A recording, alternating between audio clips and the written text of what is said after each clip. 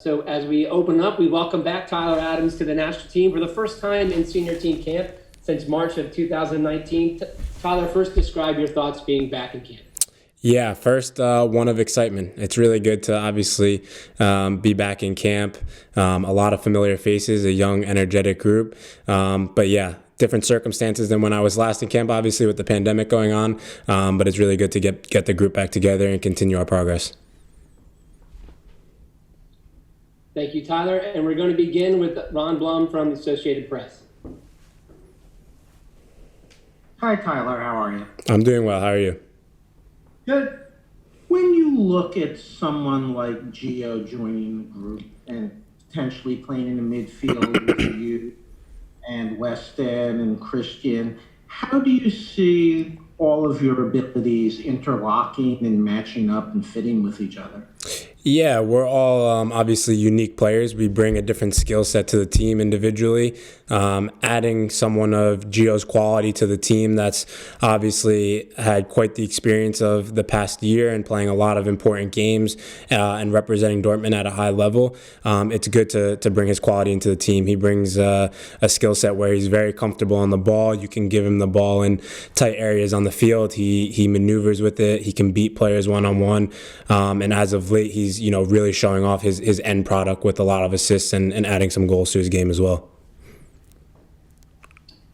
Thanks, Ron. And just because of the time that we have, we're just going to limit it to one question per reporter, so we appreciate that. Next up will be Doug McIntyre. Thanks, Michael. Thanks, Tyler, for doing this. Despite this being such a young group, a lot of you guys, yourself included, have been really outspoken on social issues over the past several months. I'm just curious how you guys experienced the election and what it's been like pulling on that U.S. crest these last couple of days since you got in camp. If, feels the same, if there's any added excitement or anything different this time around, given the larger landscape of what's going on. Yeah, obviously a lot has gone on in the past few weeks, months in general. For myself, it was a bit of a unique experience because not only was this my first opportunity to vote, it was my first opportunity to vote while I was living in Europe, which brought up a whole different type of process that I had to go through in order to get that through. But for us, it's about obviously progressing and moving forward. So now being able to put the crest on again and represent my country is a huge honor. I want to do that in the right way and just continue to move forward and represent everyone at home in the right way. Thank you. Next up will be Steve Goff from the Washington Post.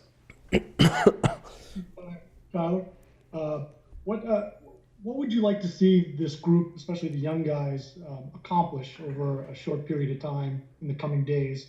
And what do you see as a timetable for this group really bonding and creating a cohesive unit heading into official competition next year? Yeah, so that's obviously a question that I've been thinking about. For us, with such a young group, we have to set realistic expectations for ourselves. A lot of guys coming into the group for the first time, not having any international experience. If so, only in the youth national teams. Some players representing us for the first time, which will be obviously really exciting to see them in our colors and what they're able to offer. But moving forward, we obviously need to progress day by day. It's difficult when you have guys that played yesterday. They'll only train twice before the first friendly, and then we won't be able to train that much time in between this friendly and the next one. So for myself, with a lot of young guys, we're gonna have to really take as much information in as possible. And Greg and the coaching staff have already done a good enough job with giving us iPads, breaking down video with us, having individual meetings to go over what he's looking to accomplish from us throughout this camp. And there are realistic expectations. If we can develop the right way in this first game and then move on to the Panama game and continue to take another step forward, that's all you can really ask for. With how the schedule looks moving forward and what competitive games we have, we know that we have to progress rather quickly because, a lot of the guys in this group that are here, can play such a key factor moving forward. Thanks, Steve. Next up is Jeff Carlisle from ESPN FC. Mm-hmm. Hey Tyler, how are you? I'm doing well. How are you? Good, good.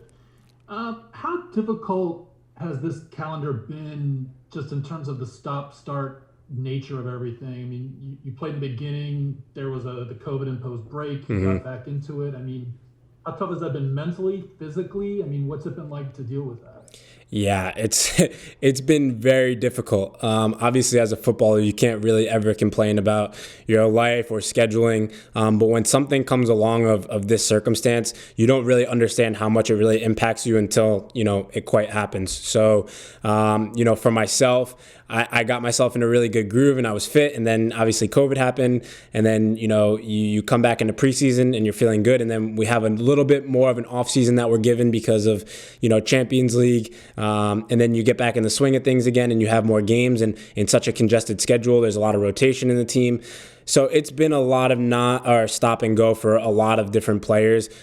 Even as you're seeing in the Premier League now with how many injuries you're going, things like that impact you and obviously the consistency that you're able to have. So, having the opportunity to come into a national team camp is good, not only to see some familiar faces, but also step out of the groove of, what was going on, it feels like, because I was with my club for such a long time and in Germany throughout, all of COVID now. So being able to be around some of my friends again and step back into the US crest is a good feeling mentally and obviously, physically to play more games with the national team. Next, we'll go to Paul Tenorio from The Athletic. Hey, Tyler. You guys have a couple new faces, as you mentioned, in camp. One of them, Yunus Musa, is eligible to play for England and a couple other national teams. Obviously, Serginho recently decided to play for the U.S. Greg talked about the role of his role in kind of recruiting these players to come play for the U.S. Once you're in camp, do you guys have any sort of role? Do you talk to somebody like Yunus about how you see them fitting in, or does he come to you and talk to you at all? What's it like for a player in that kind of recruitment part of things with the national team?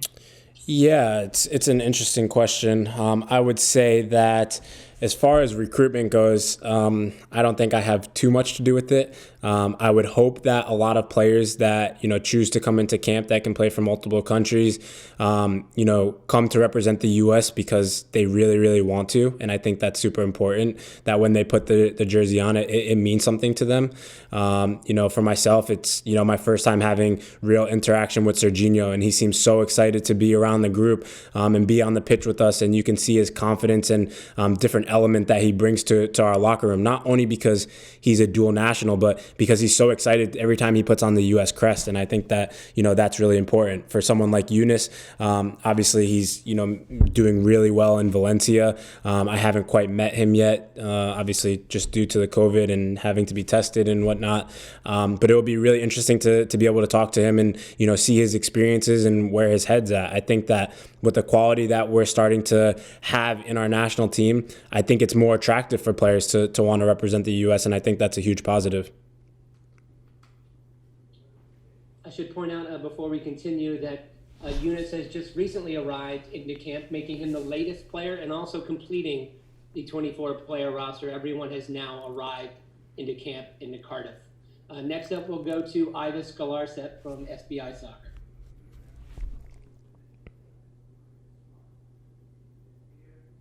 Hey Tyler, how's it going? I'm doing well. How are you? I'm good. It's been a while since you've been with the group. Obviously, it's been more than a year and a half now. But even though you've been away, I'm sure you've had plenty of conversations with Greg in that time. Everyone's wondering about your role on the team and where you fit in, and he's obviously talked about that a lot. How have your conversations with him been, just discussing roles and positions and where you fit, where he sees you? How are those conversations? Are they pretty good, pretty long, or is there an understanding there? How's that gone? Yeah, no, the conversations with Greg have been really good. Whether it's been throughout COVID or, when I was dealing with an injury, almost a year ago now when everyone was going through the Gold Cup process, he's really helped me through a lot of different things, a lot of different variables. We've talked football and, what my role in the team will be like, just like you said. And I think as I've I've established myself in Leipzig as a number 6. His eyes have also leaned towards, me being a number 6 in this team as well, and bringing my qualities and what I have to offer in this team. And I think that, he's also been able to help me think about the game in a different way as well. And, he has a similar style to the way Julian Nagelsmann plays. So my development under Julian has allowed me to make the understanding of my game evolve here as well. So that's been really good. He has a lot of bright ideas, and I'm just hoping we can now implement them in the game scenarios and just continue to progress. Next up will be Brian Strauss from Sports Illustrated. Thanks, Michael. Hey, Tyler. I guess following up with what Iva said, it's been a year for you, and so much of what Greg has talked about is building a style, building chemistry, building patterns and recognition and a way of approaching a game. And I'm wondering if it's an issue. Do you feel behind? Do you feel like there's catch-up work to do? Is it a problem that there are guys who've been in with him before and now a bunch of guys who are coming in for the first time? Is everybody starting from scratch in a way? How does it work when Greg is trying to build something complex that requires repetition, and you've got guys at different stages of that, some coming in for the first time or others like yourself who've been in before, but now it's been a break for you? Yeah, I would say everyone's quite behind because we've had 8 months off to a pandemic. But other than that, it's just about coming in and taking as much information in as possible, because like I said earlier, with such limited training, you don't have the opportunity to have repetition. So the best footballers obviously have to be able to mentally have a large capacity of information, withhold that, and then, move on. So I think that with these few games that we now have, it's a huge opportunity for us. That's going to be our repetition mostly. Like Michael said before, we just had our last arrival today. So, if he's in training tomorrow, probably not, because he just played a game. So that means, one day of training really before the game. It's really limited time. So for all of us, it's just about finding the best way to get on the same page, ironing out the details. And overall, those will take times, and we have to trust the process. But Greg has an idea, and we're going to stick with it and continue to implement it. Next, we'll go to Nicholas Mendoza from NBC Sports.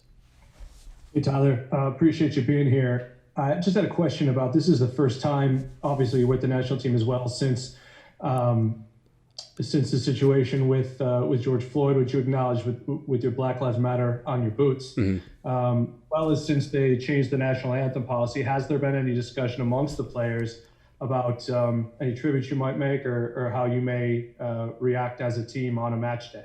Yeah, there have been internal discussions about that. We're kind of waiting until the match day to show everyone how we would bring recognition to the situation. So yeah, without giving too much away, we just want to continue to educate the people about, what's going on and continuing to happen. And like I said, the most important part is to progress and move forward. So I think there will be a little something on game day that we do, but the internal discussions have been great within the team of supporting one another, sharing each other's beliefs, and like I said, just educating each other on ideas of, how people perceive certain situations and what their opinions are on it. And those open, difficult discussions have been really helpful for the team, I would say.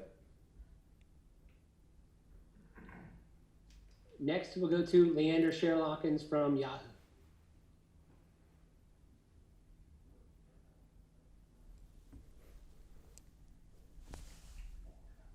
Leander, you there? Oh, here we are. Sorry. Hey, Tyler. Hey. With so much young American talent breaking through in Europe, does it get you thinking more about a competition for spots? Does it feel like the bar is getting higher?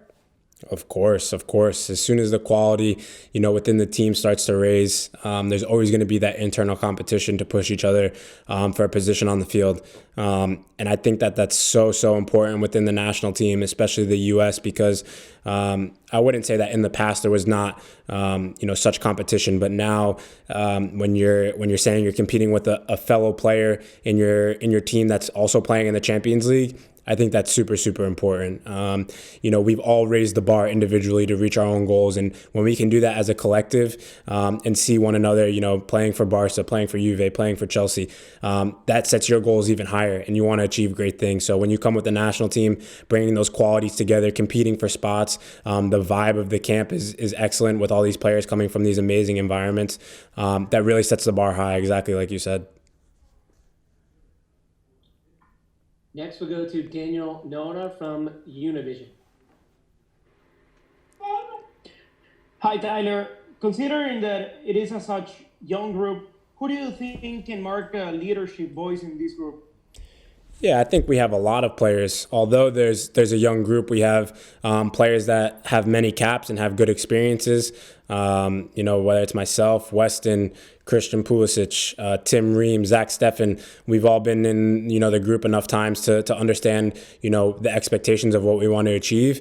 Whether it's from a leadership perspective or not, we're willing to tell one another what we need to do to get better, constructive criticism. And obviously, coming from the coaching staff, they put, the pressure on us to push one another to get better.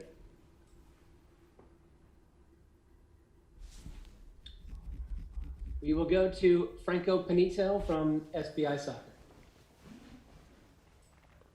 Thanks, Michael.